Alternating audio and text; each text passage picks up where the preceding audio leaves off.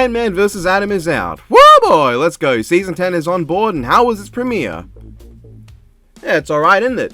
I think the funniest thing right now while I'm recording is that it's gonna look like Scott Lang on the thumbnail of this video versus that one render of Atom that everyone uses. That's, like, I mean, I'm pretty sure, like, a thumbnail for the death battle uses Scott Lang too, but, like, it's funny to me. I guess we can get into the analyses first, but if I had to say my overall thoughts on the episode, I would say it was just solid. I mean, there was nothing really much else to say beyond it's just solid. I mean, there is stuff to say. This is a 4-page long script, but, you know. Ant-Man's analysis is fine. I don't know, the only things that stuck out to me were the fact that the text in the corners look noticeably different to previous corner boxes. They also have to bring up Ultron's MCU origins for no reason, which took me out of the moment when they were discussing Hank's fall, which is not a big thing. I'm not going to pretend like it was a huge deal, but it did take me out of the one part of the analysis that I was actually getting into. The editing is nice as always with these comic episodes, it's really nice, and they didn't focus on stats, which is nice, but I would have liked maybe something for physical abilities. This is in the end a versus analysis, and it probably should have mentioned something to do with like the actual physical abilities of Hank. Someone probably cheered at the fact that this corner box implies Outerversal. Or maybe not, seeing as nobody seems to know what the hell Outerversal means, so they probably aren't aware it's meant to refer to something beyond infinite spatial dimensions. So maybe they're just not aware that that's what this implies. Atom's analysis also didn't give me much. I was kind of surprised at how bloody ripped Ray apparently is though, like look at him. And I find it kind of hilarious that Wiz is like, oh, it makes sense that a fragment of a white dwarf star allows him to decrease his size and control his density, because white dwarf stars are very dense. Which, Wiz, in what way does that make sense as a power source? Snakes can see infrared light, but it wouldn't make sense if I could take the decapitated head of a snake and use that to give my body the ability to see all spectrums of light. Also, this sidebar is only on screen for 4 seconds, which I don't know why that's funny to me. I don't hate the cutaway gags, but they're not really funny, they're kinda just there. Also, Boomstick apparently wants to be Sparky Boom Man of the adequately impressive 3. At least Atom got meaningful feats of strength and speed though, which I should be over the moon about, but I'm just sort of happy he got respected at all. The fight, meanwhile, has some really good moments, no really bad moments, but also no moments that made me lose my mind.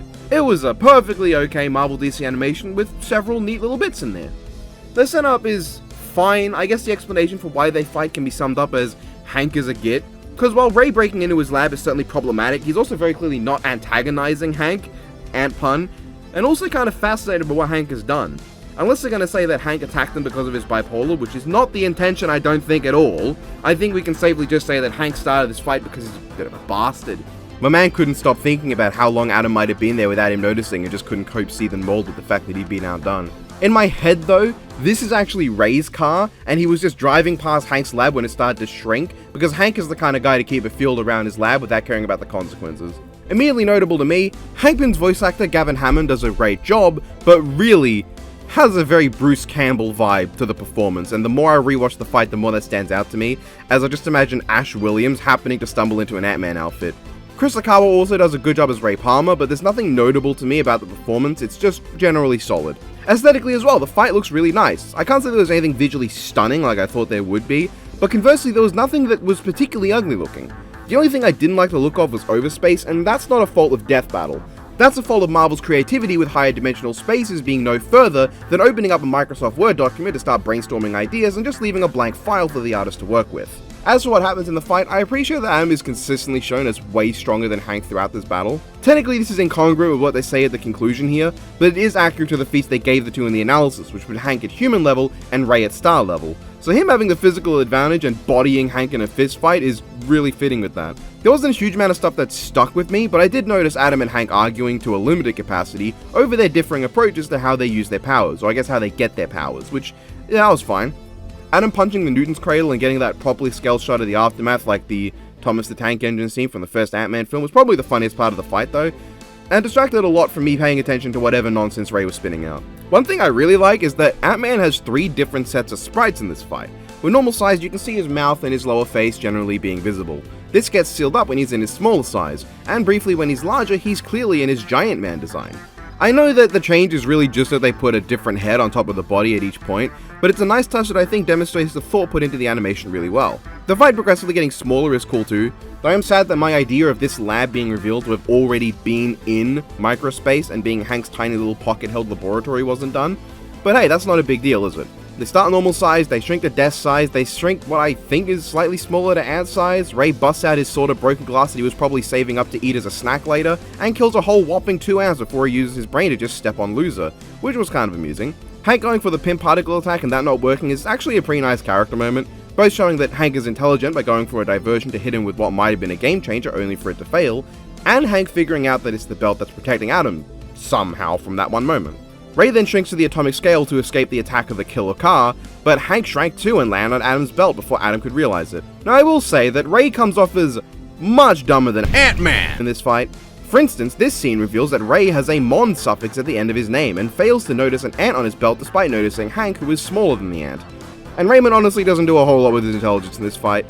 In fact, the one thing he does do is the genuinely really neat atomic rearranging of Hank's gun. Though I kinda wish he rearranged something that was actually like noteworthy. Like, they didn't bring up Toolbot at all, but I kinda wish they did and they had Hank actually using Toolbot in the fight to bust out his gadgets.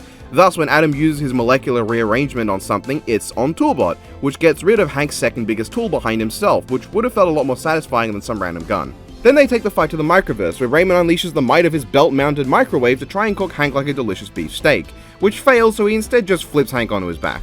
Raymond starts going, for some reason, honestly just to show that Raymond is a bloody idiot who forgot he could destroy all of existence if he does it too quickly, and oh hey look, he nearly destroys all of existence because he does it too quickly. Hank then gets his ants to eat Raymond's belt, which again shows that Hank is the only smart one in the fight for setting that up earlier, and also showing that Raymond is not the only person here with unusual eating habits. Though, given Hank said he tried to hack the belt, I think they could have easily had him actually try to do that, but then Raymond reveals he already blocked the hacking because he knew Hank would try it, but he did not expect the ants. That way Raymond wouldn't look like a complete idiot. It would be excusable that he didn't notice the ants because his mind was just focused on Hank's hacking, which was a pretty important thing to stop. I think that would have been cool. Raymond then gets to experience what the soap in his household sink sees when he decides to approach looking for a meal and gets grabbed and taken into overspace, where Eternity is. Why is Eternity here? I don't know. Given this is overspace, it's honestly lucky that it was Eternity, like someone who's like nice and likes Hank, and they didn't run into like the Living Tribunal or Oblivion, because that could have taken this fight into a whole other direction.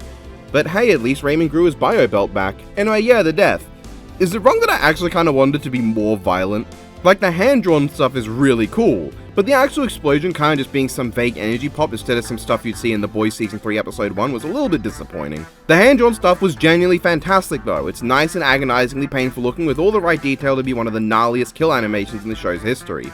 When I say I wanted it to be a bit more violent, it's not a big criticism at all. This is still an excellent death. Like, the whole episode had very little in the way of hand-drawn elements, which makes a lot of sense once you see what the ending is, because that's where all of the time went into it, and understandably so, it looks great. But yeah, Raymond died and exploded. Way to go, buddy, maybe you shouldn't have eaten all those ants. Aside from that death though, this is very much a case of an episode that didn't really do anything that made me go crazy, but also didn't fail in any regards. I think we can consider that a W overall. A good episode, no doubt, with a great kill. Again, I think what I mostly wanted more of was Adam showing off his smarts, because being named Raymond already makes him stupid enough to not need the animation to make it blatantly clear. I think he should have been over all the Adams frankly at the end there. Guy literally shows up in someone's lab by breaking in for no reason, doesn't try to explain that he's not there to fight when Hank starts to get ready to throw them hands, doesn't notice the ant that's larger than Hank on his belt despite noticing Hank, uses his smarts to take down a gun that wasn't doing anything to him instead of, Hank's suit while he was small enough to actually get into the suit's atoms, went into the microverse without considering the consequences, then tried to grow out quickly without thinking about how it could destroy all of reality because he's an idiot and has no reason to do that, and then he dies. And the conclusion is kinda whatever. They say Hank is stronger and more durable, but nothing in the analysis seems to back this up, unless specifically this refers to only when Hank is in overspace. They also put Hank as smarter, which they kind of went all in on why Raymond isn't as dumb as he looks, but with Hank they kind of gave him like a couple things, but it just didn't feel like it was as played up as it should have been. Not that I'm saying that I disagree with Hank being smarter or anything. I mean, he is literally fighting a guy named Raymond. I wish the conclusion was longer though. Having gone in on the debate during this waiting period, there was a lot of stuff I would have liked to see them go into. Not so much the cosmology nonsense and how much explosion punch power that gave them, but more so exactly how small can they shrink, just generally. What about Toolbot and what it gave Hank? What about Raymond's ability to shrink pieces of someone, but not all of them? It's not really a criticism, I think, to say this, as much as it is something that I would have preferred. Because I can't call it a criticism when it's possible that they just did not consider these things as noteworthy factors, and that's fine. I think for a matchup like this one, I would have liked the conclusion to go over a bit more than just, well, Hank has a ton of ants, I can hack the biobelt to make Raymond able to be pulled into overspace. Because I feel like the overspace thing is less likely than Raymond just, while shrunk down, punching Hank with the force of a white dwarf star and splattering him on the desktop. Which they didn't argue against Raymond being able to pull off, because there was no durability given for Hank that would imply he could survive that punch. But again, that's just a preference thing, it's not a super serious criticism. End of the day, I am okay with Death Battle only talking about what they consider relevant. If they think this fight is just that one-sided or clear-cut enough to only warrant about a minute 20 seconds of explanation, that's completely acceptable. Hell, some people would argue it's even less close than that, and would explain why one of them wins in just one sentence. They will show up in the comment section of this video, arguing on both sides, with just one sentence on why X character should have won. Okay, that said, I would have liked an explanation as to how Raymond just creating nuclear explosions in his hands was not going to be a counter to the ants. Because they say he's not got enough anti-ant weaponry. Nuke. Anyway, that's probably all I have to say. The episode was good. I don't think it's really one of my favorite Marvel DC episodes, but it definitely gets points for giving Raymond the credit he deserves, and feeling like it's using EMH Hank, which is the coolest Ant-Man ever. As for the next time, hot dang! I am quite invested in this. Despite never having played Dark Souls and only having played a few hours of Skyrim, I am very excited. In fact, rather ironically, and I noticed this when I was asked what characters I am invested in that have been revealed for Season 10. Adam and Raymond are like 2 and 3 of the ones that I have the most personal investment in this season for what we know, only behind Alex Mercer. I have no connection to Cole McGrath, Bill Cipher, Discord, Dovahkiin, or Chosen Undead beyond seeing a couple episodes. I don't even know full episodes, like a couple of things with Discord, and that's it. But Ant-Man Adam is still like the least excited episode to me. That's like what I was excited for. Not important though. I find the naming of the episode a bit silly, because it's the name of the game one is from, and then the subtitle to the game that the other is from. Logically, Chosen Undead vs Last Dragonborn / Dovahkiin, or Dark Souls vs Elder Scrolls V would have both made more sense, but this is the title that would get the most views, and as characters, it's not like the Undead or Dragonborn are really that deep from what I know, so I'm not terribly bothered by them calling it this. I just think it's kind of funny.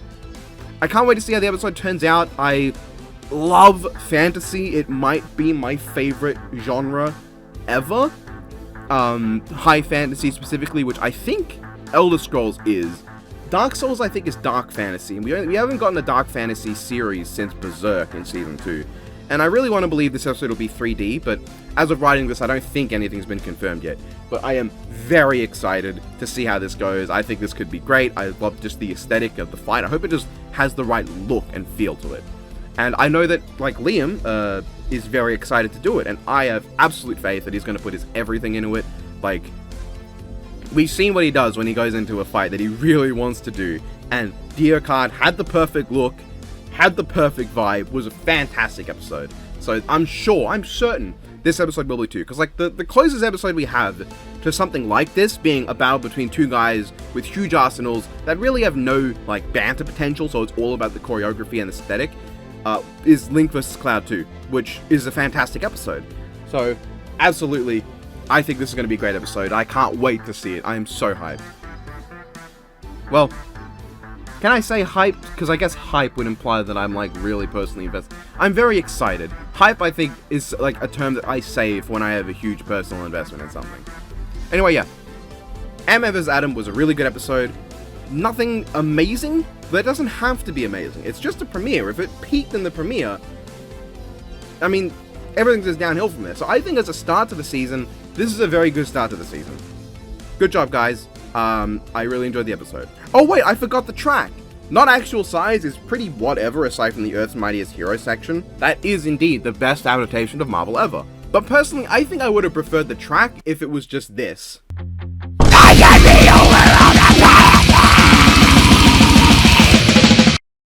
Well, that was that review. My computer is bloody buzzing so hard right now. I hope you guys enjoyed it, and if you did, then that's great, and if not, well, that sucks, doesn't it? This is, of course, just my opinion on the episode. You can go ahead and feel free to share yours in the comments section.